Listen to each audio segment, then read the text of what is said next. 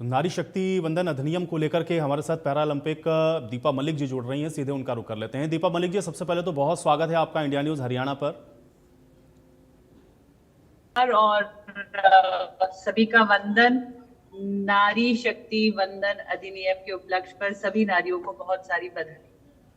दीपा जी, आपसे मेरा पहला प्रश्न यही है, क्योंकि आज हम लोग देख रहे थे, हालांकि आज तो प्रधानमंत्री जी ने भी बहुत सारी बातें रखी आज इस नारी शक्ति वंदन अधिनियम को लेकर के, लेकिन आप चूंकि खुद एक महिला हैं और आपने जिस तरह से रिप्रेजेंट किया भारत को, कैसे देखती हैं आप? चूंकि राजनीति के अंदर महिलाओं की भागीदारी जाहिर है कि बड़ी महत्वपूर्ण है, इस बिल को कैसे देखती हैं? महिलाओं के सशक्तिकरण के लिए इसको कितना आवश्यक मानती हैं आप?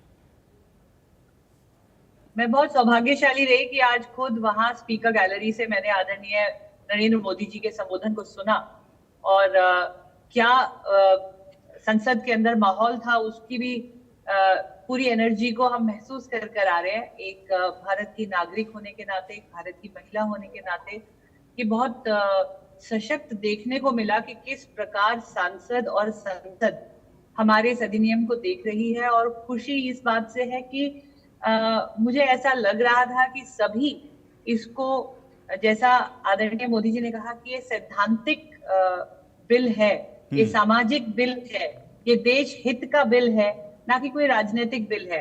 और जब महिलाओं को बल मिलेगा और महिलाओं की आवाज बुलंद होगी तो देश के निर्माण में महिलाओं की निर्णय की शक्ति जब जुड़ेगी। और हमने ये देखा है खेलों में, जब एक महिला आगे आती है, दो आती है, अब धीरे धीरे हम देख रहे हैं कि महिलाएं एक दूसरे को रोल मॉडल के रूप में देखकर, जब महिलाएं महिलाओं की रोल मॉडल बनती हैं, उनके लिए एक आगे का पथ चुनती हैं, तो और अन्य महिलाएं आगे आती हैं। आप मेडल्स में देख लीजिए, जैसे जैसे महिलाओं की प्रतिभागिता बढ़ी, और दिव्यांग खेलों में भी मैं देख रही हूँ कि जब मेरा मेडल 2016 में आया था, भारत का पहला था, और उसके बाद 14 अन्य मेडल जुड़े।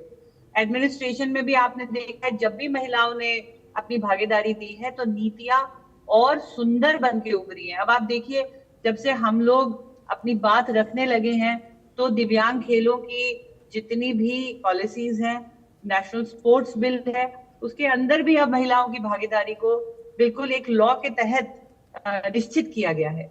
बिल्कुल। लेकिन दीपा जी, एक चीज और मैं आपसे यहाँ पे जानना चाह रहा हूँ, क्योंकि आप जिस चीज को रिप्रेजेंट करते हैं, आपने उस पूरे स्ट्रगल को देखा है, और जिनको ये पॉलिसीज बनानी है, जिनका पॉलिसी मेकिंग में सबसे बड़ा हाथ होता है, अगर उसके अंदर ही महिलाओं की भागीदारी इतनी नगण्य हो या कम हो, तो इसको आप कैसे देखते हैं? क्या एक लंबी लड़ाई इसके लिए लड़नी पड़ी हो, और कम से कम अब वो रास्ता प्रशस्त होता हुआ दिख रहा है कि चलिए ठीक है, 33% ही सही, लेकिन महिलाओं के लिए आप रिजर्व कर रहे हैं ताकि जो नीति निर्माण वाली हैं लोग, वहां पर महिलाएं रहें और उस चीज को समझें? तो कैसे इसको आप देख रहे हैं? क्या एक लंबा इंतजार करना पड़ा है, एक लंबा स्ट्रगल है, और अब कम से कम ठीक है 33% का ये जो आरक्षण है वो महिलाओं को राजनीतिक तौर पर देने की कवायद है?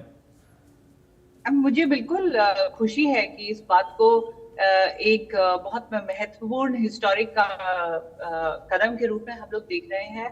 और 33% से ही शुरुआत करें, कम से कम 3 से 33 हो बहुत अच्छी बात है। और महिलाएं अपनी जिम्मेदारी खुद भी समझें, अपनी कमर कसें। जब आपके पास आरक्षित एक दृष्टिकोण होगा कि हाँ, हमें भी अब इसमें भागीदारी देनी है, तो मुझे लगता है अपने आप महिलाओं का एक इंटरेस्ट भी उठकर आएगा, एक उनको अपनी जिम्मेदारी महसूस होगी।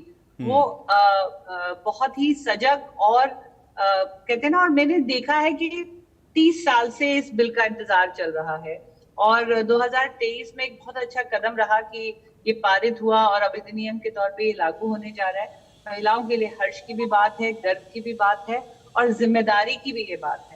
और महिलाओं की जब लेकिन भी दीपा जी, आवाज कितना होती है, कितना जरूरी आप मानती महिलाओं के लिए? क्योंकि हम लोगों ने बड़े पदों पर महिलाओं को देखा है, चाहे हम आज भी देखें, माननीय राष्ट्रपति हमारी महिला हैं, इसके अलावा भी बहुत बड़े बड़े पदों पर हम लोगों ने देखा कि महिलाएं हैं और उसको बहुत अच्छे से लीड कर रही हैं। लेकिन राजनीतिक तौर पर सशक्तिकरण महिलाओं का कितना आवश्यक आप मानते हैं, और ये जरूरी है, इसको कैसे देखते हैं? अगर हम संविधान को देखें तो संविधान is for everybody, it is for the people, of the people, by the people. तो अगर पीपल में देखें और आधी आबादी महिलाओं की, तो महिलाओं का जुड़ना तो बहुत आवश्यक है, उनकी आवाज अनिवार्य है।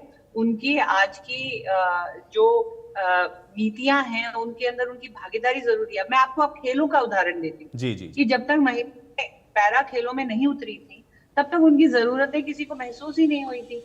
स्पेशली डिसेबिलिटी के अगर खेलों में हम देखें कि भाई महिलाओं को सही रूप से जो उनके शारीरिक कष्ट है उसके हिसाब से उनको कैसी अटेंडेंट चाहिए, उनको लेडी स्टाफ चाहिए, उनको catheterisation and changing of diapers के लिए उनके लिए महिलाएं साथ चाहिए।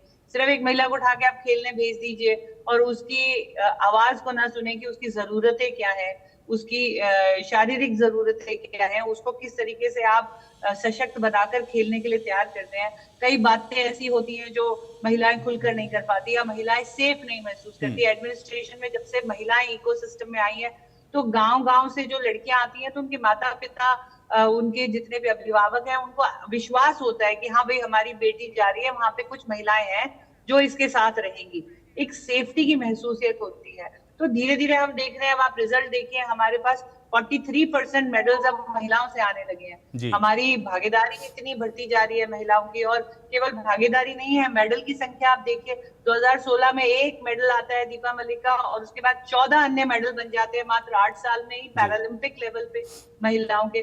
तो इकोसिस्टम में जैसे जैसे महिला कोचेज आ रही है, महिला साइंटिफिक बैकग्राउंड से आ रही है, महिला वॉलंटियर्स आ रही हैं, तो महिला खिलाड़ियों की गिनती बढ़ रही है। और इसी को अगर हम रेप्लिकेट करके देखेंगे कि जब संविधान में और सांसद में और निर्णय में वो कहते हैं ना विमेन डेवलपमेंट में, जब विमेन लेड डेवलपमेंट जुड़ेगा तो ऑब्वियसली एक होलिस्टिक अप्रोच रहेगी जब भी नीतियों का को नियमित किया जाएगा या नीतियों की चर्चा होगी। कम से कम कुछ चीजें हैं, कुछ संवेदनाएं हैं, कुछ एस्पेक्ट्स हैं जो शायद पुरुषों के ध्यान में ना आए, लेकिन महिला जब स्वयं बैठेगी तो अपनी बात रखने में बुलंद रहेगी।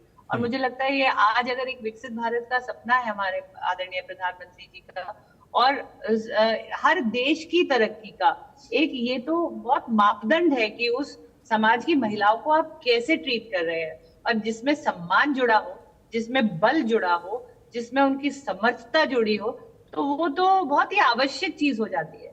जी जी, चलिए दीपा जी, बहुत शुक्रिया, आपने अपना कीमती वक्त निकाला इंडिया न्यूज हरियाणा के लिए। बहुत बहुत धन्यवाद हमारे साथ जुड़ने के लिए। और चलिए इस बीच एक बड़ी खबर का रुख कर लेते हैं इस वक्त की।